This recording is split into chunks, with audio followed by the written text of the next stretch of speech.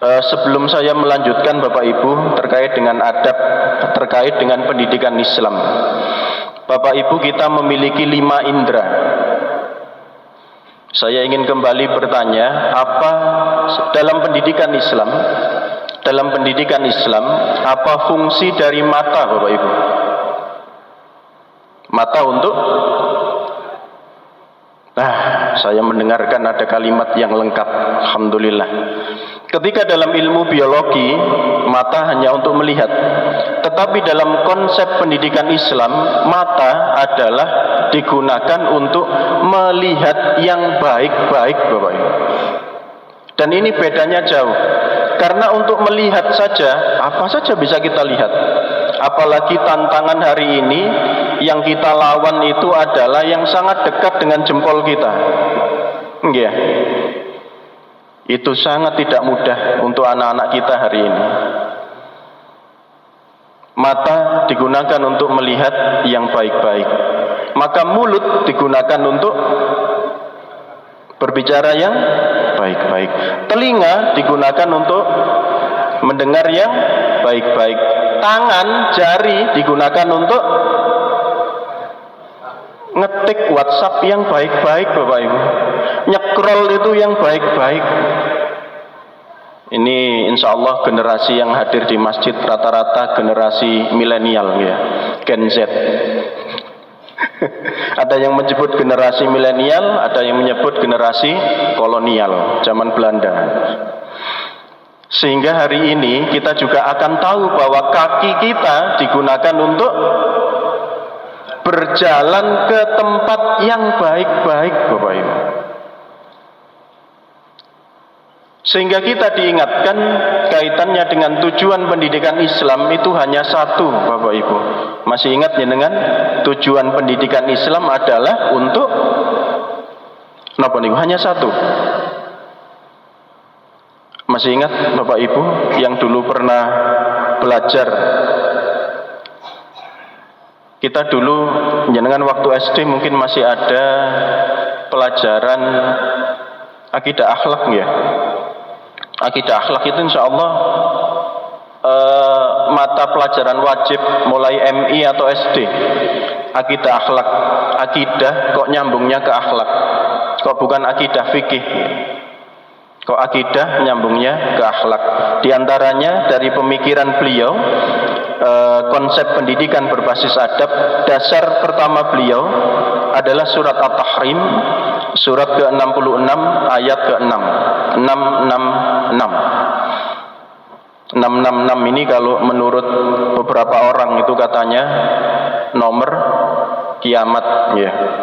Tapi di sini kita justru diingatkan surat At-Tahrim ayat ke-6, A'udzu billahi minasyaitonir rajim.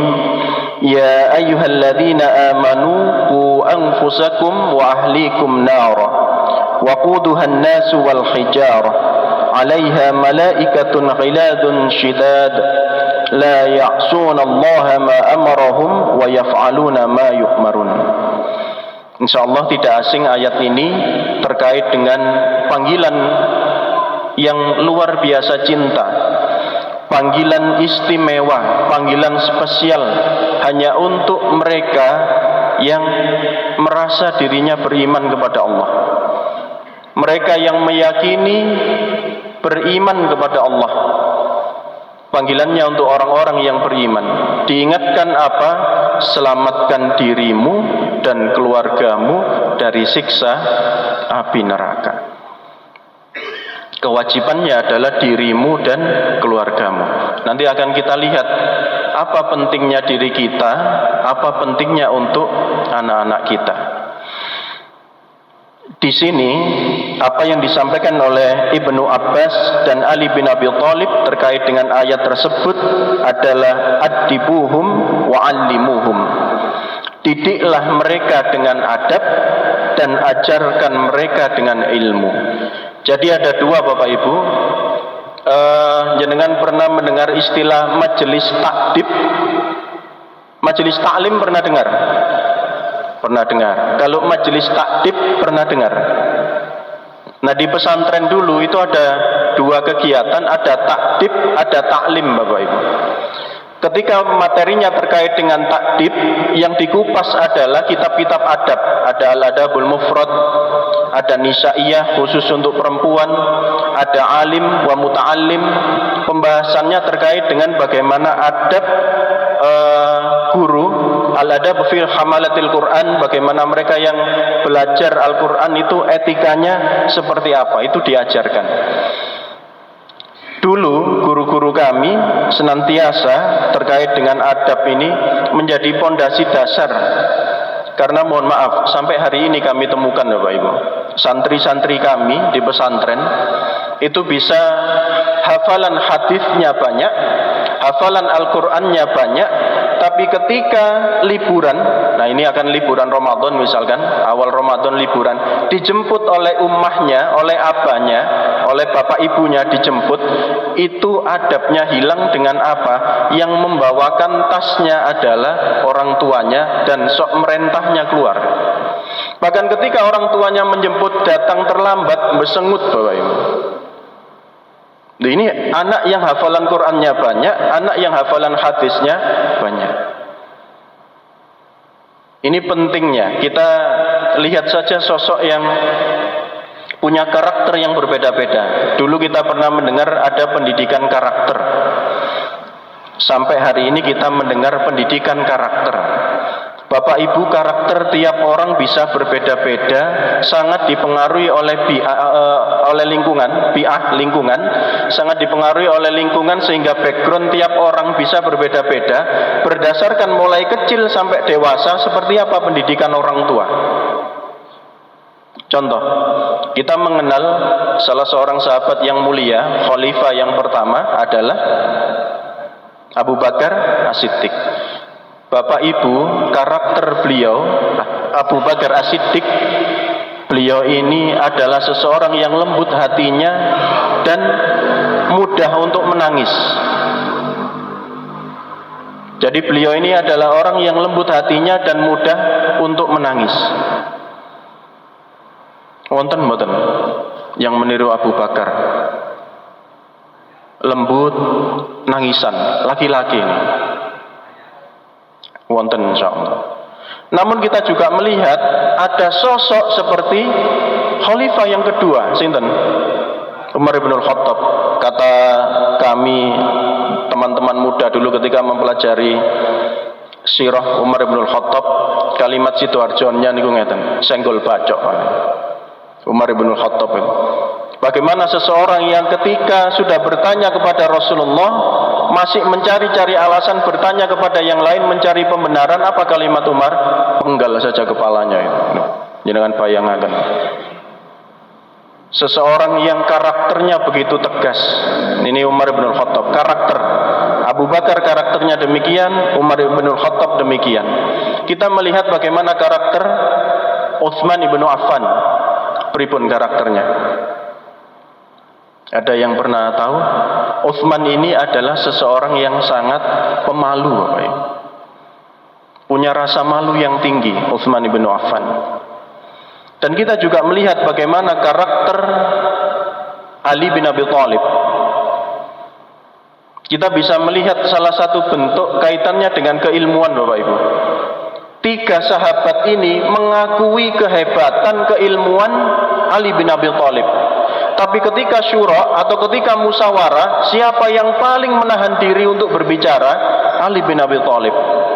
Dan ini dicontoh sahabat yang lain, sampai-sampai mengatakan, aku tidak akan senang berbicara ketika di dalam musyawarah itu ada Abu Bakar As-Siddiq, ada Umar bin Khattab. Menahan diri walaupun tahu jawabannya. Nah, ini juga pendidikan yang kemudian ditanamkan ketika kita belajar untuk berorganisasi. Ada himpunan santri di pesantren, itu di dalam kitab adab pesantren itu sudah diatur, Bapak Ibu. Siapa yang harus berbicara duluan dalam sebuah musyawarah dan harus ditata. Contoh saja, sebelum saya lanjutkan, contoh saja. Kaitannya dengan di dalam kitab Al-Adabul Mufrad dibahas orang tua punya keutamaannya, orang muda punya keutamaannya. Contoh sekarang, ketika ada dua laki-laki berjalan, yang satu tua, yang satu muda, yang punya kewajiban untuk mengucapkan salam dulu, yang muda atau yang tua? Yang muda. Kaitannya dengan salam. Ternyata kaitannya dengan salam, yang muda harus salam duluan. Tapi kaitannya dengan rapat, dengan syura, dengan musyawarah, yang pertama harus mengemukakan pendapat adalah yang usianya lebih tua. Maksudnya begini, sama-sama berilmu, yang satu lebih muda, yang satu lebih tua. Di dalam musyawarah, siapa yang pertama harus menyampaikan? Yang berilmu dan yang usianya lebih tua. Ini adab, ini etika. Baik, saya lanjutkan. Kemudian beliau juga mengutip salah satu hadis, sumber hadis riwayat Imam Ahmad, kitab Musnad penduduk Makkah, bab hadis kakek Ismail bin Umayyah radhiyallahu taala anhu. Qala Rasulullah sallallahu alaihi wasallam, ma nahala walidun waladahu afdhala min adabin hasanin. Jadi tidak ada hadiah, tidak ada pemberian, tidak ada warisan yang lebih baik dibandingkan pemberian atau hadiah orang tua, yaitu bentuknya adalah adab yang baik. Mobil kalah, tanah kalah, rumah kalah. Dengan apa? Dengan adab yang baik. Bapak Ibu, kita sama-sama tahu jenengan jauh lebih berpengalaman. Anak-anak yang tidak beradab, ketika ditinggali banyak harta oleh orang tuanya, apa yang dilakukan? Bisa jadi tidak mendoakan orang tua, tapi rebutan waris, kemudian bertengkar sesama saudara kandung, Bapak Ibu. Urusannya sampai ke pengadilan. Saya pernah dengar kalimat seperti ini. Sedih, namun banyak saya dengarkan. Wes, bahasa Jawa ya. Wes, muga-muga aku menenek tuwek gak ngerepoti anak. Pernah dengar mungkin? Kalimat ini adalah kekhawatiran orang tua ketika usianya tua, anak-anaknya tidak mampu menanggung untuk merawat orang tuanya. Salah seorang guru kami, beliau mengajar di Jeddah, di Madinah juga. Ketika pulang ke Indonesia, beliau menyampaikan di sana dulu, ini dulu beliau menyampaikan, di sana itu beberapa kasus sidang di pengadilan agama kalau di Indonesia itu adalah anak yang rebutan untuk merawat orang tua. Itu banyak kasusnya. Jadi anak itu rebutan, emak manggon nang aku gak iso, emak kudu manggon nang aku, misalkan begitu. Itu tidak tuntas di saudara kandungnya ini sampai dibawa ke pengadilan agar hakim yang memutuskan siapa yang berhak untuk merawat orang tuanya. Dan ketika sudah diketok palu, anak ini mendapatkan keistimewaan dengan merawat orang tuanya, anak yang lain itu nangis, Bapak Ibu. Kenapa? Karena dia merasa, wah kok gak aku aja sing merawat orang tua dalam keadaan yang lemah itu. Kalau di Indonesia Bapak Ibu, kira-kira yang banyak masuk ke pengadilan agama itu sidang apa? Sidang pegatan Bapak Ibu. Urusan rumah tangga suami istri. Nanti betul. Saya pribadi belum pernah mendengar di Indonesia ada anak yang kemudian sampai sidang rebutan merawat orang tua. Mungkin ada Bapak Ibu yang pernah tahu? Oh sama berarti, belum ada di Indonesia belum ada. Baik. Yang pernah saya tahu begini Bapak Ibu, mohon maaf Mak, tak titipno sampean ya Cak, aku repot awakmu lho, aku ya repot Cak. Itu kalau itu saya sering dengar ya. Insya Allah di masjid ini tidak ada. Ini kaitannya dengan adab. Jadi sekali lagi Bapak Ibu, penting sekali adab ini dalam kehidupan kita agar tidak sampai hidup kita ini menjadi resah. Usia muda kita juga tidak resah. Anak-anak hari ini banyak kegiatan yang merusak itu karena kurangnya pendidikan adab. Nanti diantaranya ada kurikulumnya Bapak Ibu. Tinggal 10 menit. Pandangan Sayyid Naqib Al-Atas, problem utama yang dihadapi oleh umat Islam adalah loss of adab, kata beliau. Keruntuhan adab, kehancuran adab, itu berarti kehancuran kedisiplinan manusia. Sholatnya tidak disiplin, siamnya tidak disiplin, atau kegiatan lain, belajarnya tidak disiplin. Sehingga kemudian umat Islam kehilangan tujuannya. Mereka tidak tahu kapan harus menahan marah, mereka tidak tahu kapan wajib marah. Kata salam tadi Bapak Ibu. Bapak Ibu, kalau ada orang yang mengucapkan salam, yang mendengarkan salam wajib menjawabnya tidak? Lihat kondisi dulu. Karena ada kondisi tertentu yang justru kita tidak boleh mengucapkan salam. Dilarang kita mengucapkan salam kepada siapa saja Bapak Ibu? Baik. Selain itu? Halo, masih ada orang. Selain itu? Oh, belum, baik. Nanti di dalam kitab Al-Adabul Mufrad bab salam itu dibahas Bapak Ibu. Bapak Ibu, kita tidak boleh mengucapkan salam kepada muslim yang sedang apa? Muslim yang sedang maksiat. Contoh, ini muslim tapi senengane mendem, ngelompok, minum. Maka kita tidak boleh mengucapkan salam. Wong mendem kok didongakno selamat. Assalamualaikum warahmatullahi wabarakatuh. Muslim tapi sedang minum miras, atau muslim sedang judi, muslim sedang sabung ayam atau maksiat yang lain. Itu justru kita tidak boleh mengucapkan salam. Kondisi kedua diantaranya, ketika kita mengucapkan salam, saudara kita yang muslim itu sedang kondisinya tidak siap sehingga merasa malu ketika ketahuan. Misal jenengan di rumah itu sedang pakai bapak-bapak maksudnya, sedang pakai katok kolor dan kaos kutang nyuci motor. Di dalam pagar rumah jenengan ketok sak kelebatan misalnya. Itu ketika kita mengucapkan salam, kita harus menakar dulu. Ini membuat beliau malu atau tidak, menganggap bagian aib atau tidak. Kalau iya, jangan mengucapkan salam terlebih dahulu. Nanti akan ada cukup banyak bahasan kapan mengucapkan salam. Insya Allah kalau ini kita tahu, antara orang-orang yang duduk dengan orang yang berjalan, maka yang mengucapkan salam adalah yang duduk atau yang berjalan? Yang berjalan. Insya Allah nanti bahasannya di dalam kitab Al-Adabul Mufrad bisa dikaji. Baik, selanjutnya Bapak Ibu, insya Allah saya ingin membacakan bagaimana Sayyid Naqib Al-Atas mendefinisikan tentang adab. Adab pada pengertian asalnya merupakan undangan pada suatu jamuan makan. Jadi beliau menuliskan adab pada pengertian asalnya merupakan undangan pada suatu jamuan.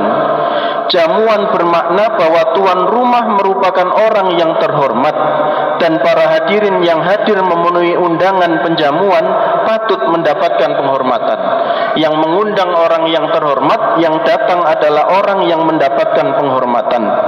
Oleh karena itu, yang diundang dan yang mengundang merupakan orang budiman yang terhormat, diharapkan berperilaku sesuai dengan kedudukan mereka dalam percakapan, tingkah laku, dan etika. Kenikmatan makanan dalam jamuan itu makin bertambah dengan kehadiran orang-orang terhormat serta ramah. Hidangan disantap dengan tata cara, perilaku, dan etika yang penuh kesopanan. Dengan pengertian tersebut, Sayyid Naqib Al-Atas telah memberikan penjelasan yang sangat baik terhadap makna adab secara bahasa. Bukan hanya sebatas undangan, tetapi juga makna di balik undangan atau jamuan tersebut. Coba kita bayangkan Bapak Ibu. Ketika kita diundang makan atau dalam sebuah resepsi yang di dalamnya ada hidangan makanan, ketika jenengan sedang menikmati ini makanannya dari catering yang terkenal enaknya, sedang enak-enak makan begini, ada yang kentut keweras Bapak Ibu. Jenengan sedang makan, kira-kira, atau ada yang dahaknya ngumpul ini, dikeluarkan, atau mengeluarkan ingusnya. Kira-kira makanan yang enak itu jadi bagaimana? Ini diantaranya pentingnya etika. Etika itu menjadikan makanan yang nikmat terasa semakin nikmat. Yang diajak ngobrol orang-orang baik, tahu etikanya. Beberapa kejadian terkait dengan adab ini banyak sekali dalam kehidupan kita. Contoh yang seringkali saya tanyakan, ibu-ibu ulama itu memberikan penjelasan, ada satu adab sebelum tidur yang ketika ini dilakukan bisa disebutkan pahalanya paling besar. Pahalanya paling besar. Saya seringkali bertanya ini, remeh, tapi adab ini, Masya Allah, keutamaannya besar. Apa itu Bapak Ibu? Kenapa nih? Wudu hanya untuk dirinya sendiri. Apalagi? Berdoa untuk dirinya sendiri. Masih ingat Bapak Ibu? Ini adab etika. Ngunci pagar Bapak Ibu. Ngunci pagar, ngunci pintu Bapak Ibu. Ngunci motor Bapak Ibu, ngunci mobil Bapak Ibu. Loh kok bisa? Satu ulama menyampaikan, kaitannya dengan tafsir bismillah. Nanti coba jangan lihat. Seseorang yang ngunci pagar dengan bismillah, seseorang yang ngunci pintu dengan bismillah, ngunci motor dengan bismillah, yang hari ini bawa motor, sudahkah dikunci dengan bismillah? Selain hanya ngunci setir juga bismillahnya muncul, atau mobil. Memberikan penjelasan para alim, maka dia sedang menjaga tetangganya. Bayangkan ada seseorang yang kaya misalkan di sebuah lingkungan, orang ini tidak pernah nutup pagernya sengaja dibuka, ada motornya di situ.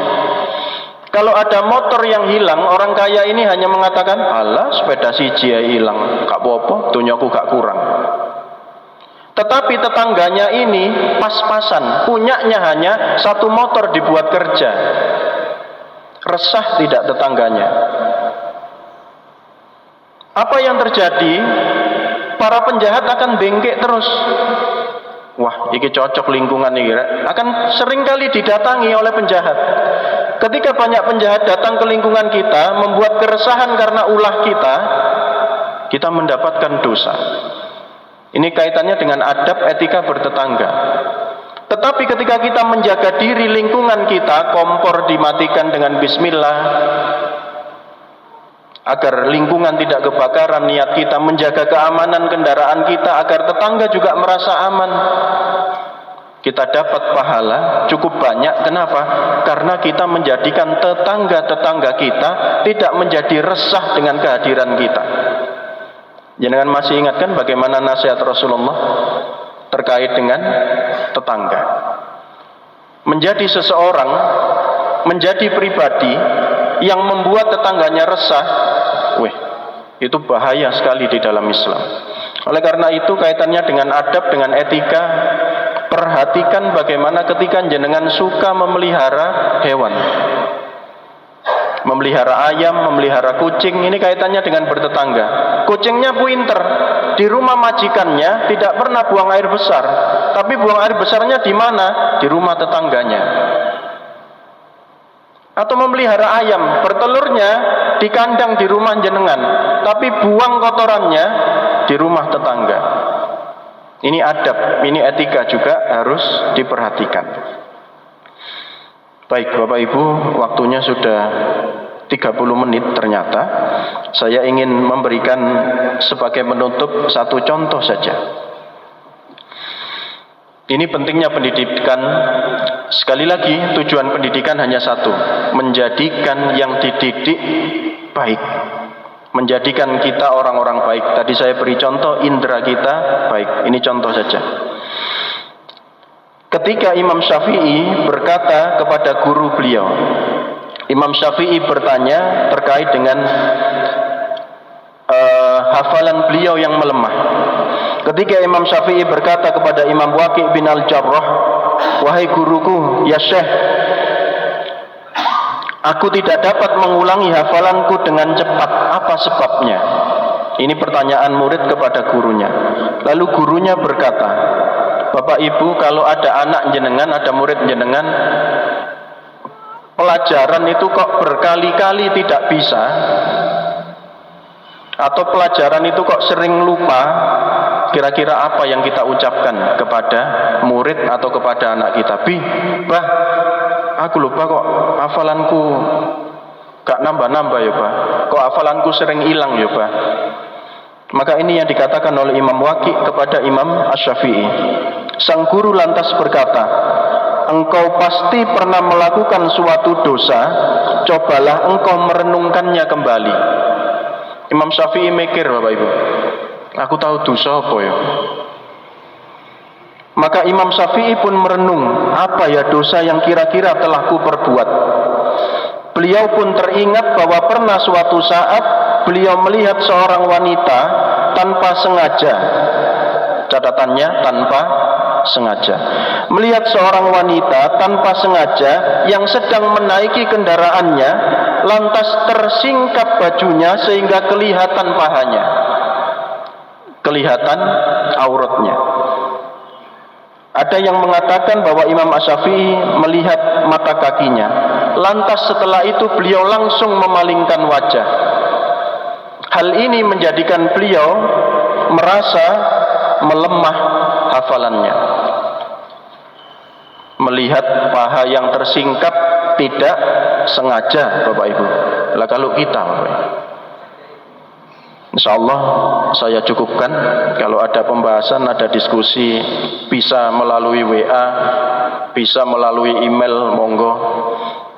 Kaitannya dengan adab ini, saya tutup dengan kalimat, seseorang yang mulai nol belajar fikih, ulama menyampaikan dengan keseriusan, butuh waktu 3,5 tahun, Bapak Ibu. Tapi belajar adab, para ulama menyampaikan, aku membutuhkan waktu 30 tahun, 35 tahun untuk memahami adab. Saya hanya menyampaikan 30 menit, masih kurang 35 tahun lagi. Ihdinas siratal mustaqim. Wassalamualaikum warahmatullahi wabarakatuh.